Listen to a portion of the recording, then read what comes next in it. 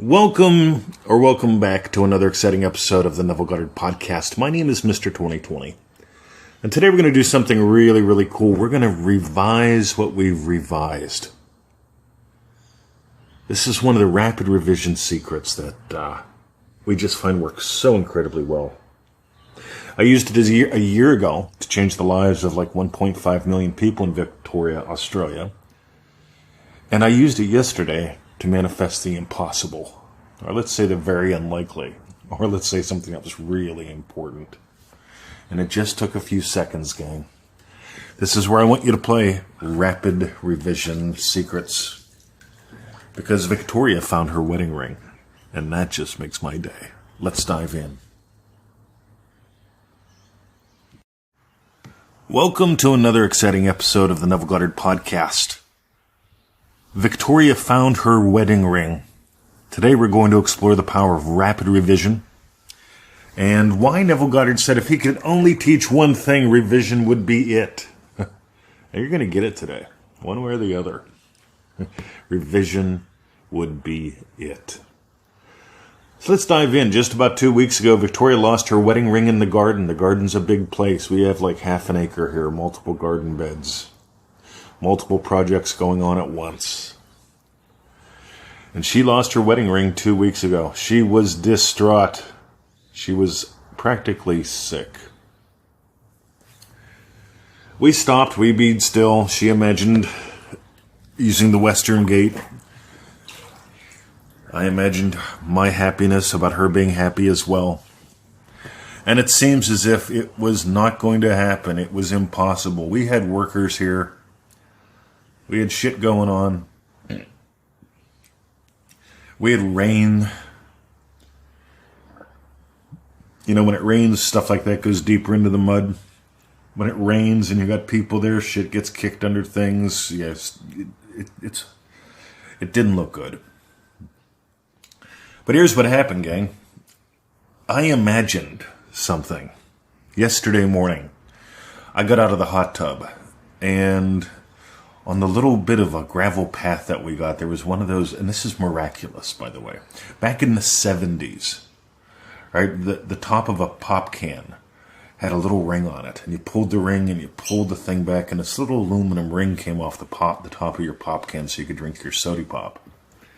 And as kids, we used to wear them as rings. We used to make necklaces out of them. But I can remember wearing one of those little aluminum things like a ring on my finger.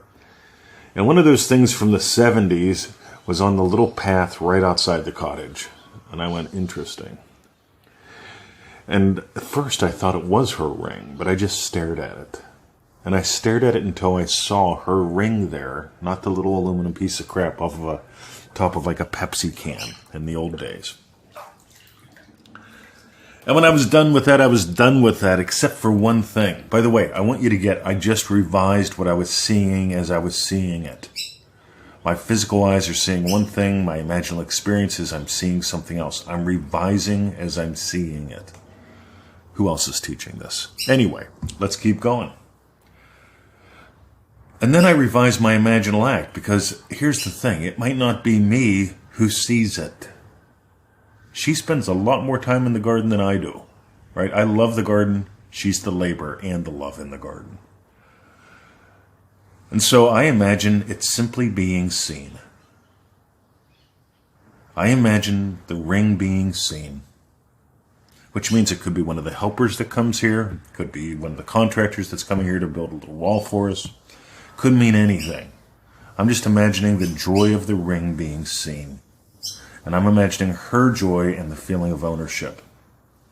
So I revised my imaginal act. I want you to get this. The first thing was I revised what I'm seeing as I'm seeing it. The second thing was I revised that initial imaginal act that was me seeing it to anyone seeing it and the joy of her. This is really important, gang. You'll notice I'm getting rid of a middle here. My friend Mylene asked about middles the other day. The middle would be making it about me seeing it. I don't care who sees it. The end is her having the ring on her finger. So I just move into the joy I would feel. She has her ring back. Somebody else saw it. Could be her, could be anyone. Don't care. You got it? I'm getting out of the way. Too many people struggle with revision because they keep themselves in their way. Another thing people do is they try to use revision just to go from bad to good. They use it as a fix-it tool. I hated revision. I'm going to be honest with you. I didn't like it at all because I was using it just as a fix-it tool. And instead, you notice what I did? I used it to upgrade something. I used it to change what I was experiencing into what I chose to experience. You see, I had a lovely little memory. Just looking down and seeing that little ring of aluminum that came off the top of a soda pop can. That was a lovely little memory that I had, but I changed that memory. I revised what I was doing. I changed that memory of my childhood into the experience of seeing her ring. Of me seeing her ring. And then I revised that experience. You see, I'm just having fun with this stuff. I'm not trying to control damage and, alleviate my wife's sadness. I'm just imagining something lovely. The lovely childhood experience. The lovely experience of seeing her ring. The lovely experience of her owning it again. Revision is so cool. The thing is, you've got to just play with it heaps. And I'd suggest playing with it like we play with it. We've got 2 resources for you today. Number 1, revisiontothemax.com. It's a little $7 pack. There's a 30-page little booklet you can print out. Most of it, some of it's on revision, some of it's on some other stuff that fits in nicely.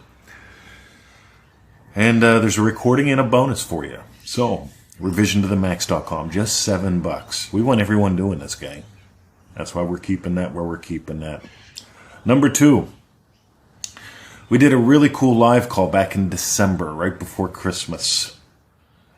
And it was Rapid Revision Secrets. You can get Rapid Revision Secrets, the 90-minute recording. We had a lot of fun exploring what we do with revision just like this. And you can get Rapid Revision Secrets at NevilleGoddardStore.com. Just scroll down, you'll find it. It's good shit. But here's the big thing, guys. You got to play. If you work at this, it's going to become work and you're going to hate it. I hated revision. I didn't understand it. And then I chose to explore the shit out of it.